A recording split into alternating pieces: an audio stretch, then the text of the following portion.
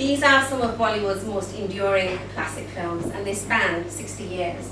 And they all feature members of the first family of Indian cinema, the Kapoors. Now, Bollywood is all about dynasties, and we get our viewing pleasure from knowing who's who and understanding people's real life connections and seeing those on screen. It all started with this chap. He ran a theatre company, and he actually also starred in Bollywood's first talkie in 1931. These are his three sons. All of them huge Bollywood legends, and all of them made a huge impact in Indian films in their own unique ways. We're going to start off with the youngest at the end, Shashi Kapoor. This is him. He became known for his dashing good looks, and he tended to play the romantic lead in Bollywood films. And he also starred in a few English films as well, in some Merchant Ivory productions actually, and he married Jennifer Kendall, who is Felicity Kendall's older sister, because they actually grew up in India because their father had a touring company there as well, and that's how they knew the Kapoors. Now, Shashi's older brother, there we go, Shami, he was much more flamboyant than Shashi Kapoor, and he became known for his energetic, unique dance style, and he actually earned the title of Elvis of India, and he just died last month. But it was the eldest son, Raj Kapoor, in the middle there. He changed the face of Indian films forever. He became a critically acclaimed actor, director, and producer. And his films were actually synonymous for two key things. They were synonymous for music, you can see the violin he's holding, and his leading lady, Nargis. She was his leading lady on and off screen. And if you look at the logo in the top corner, RK Studios, that was his film company. And this was the image from 1949, which became the logo for his film company. Golden couple they were, on and off screen.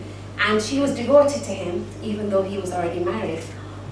But she actually earned this sort of a reputation for being very virtuous on and off screen. She left his film studio and took a risk and made Mother India in 1957.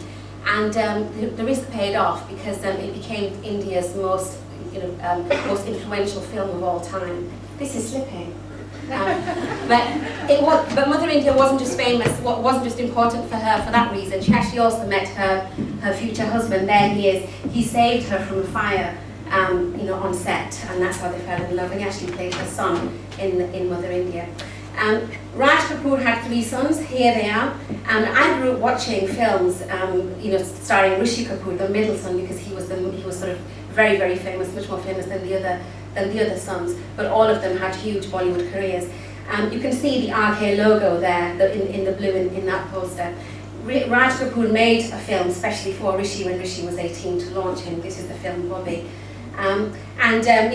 The characteristic thing to do when you're a Kapoor is to marry your leading lady, and that's just what Rishi did.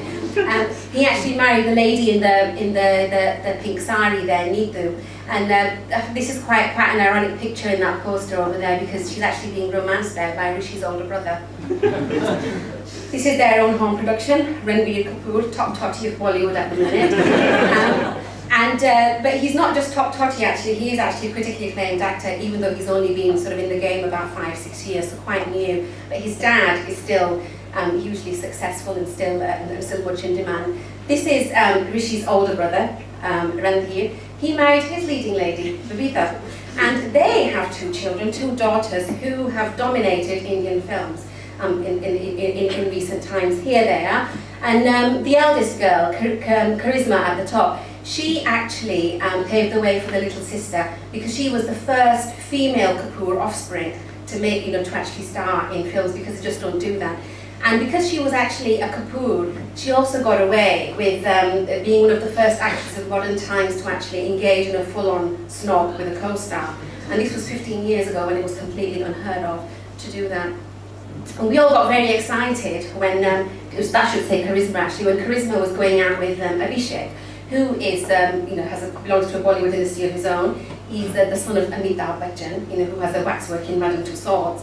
But it wasn't to be, and he married a Miss World instead.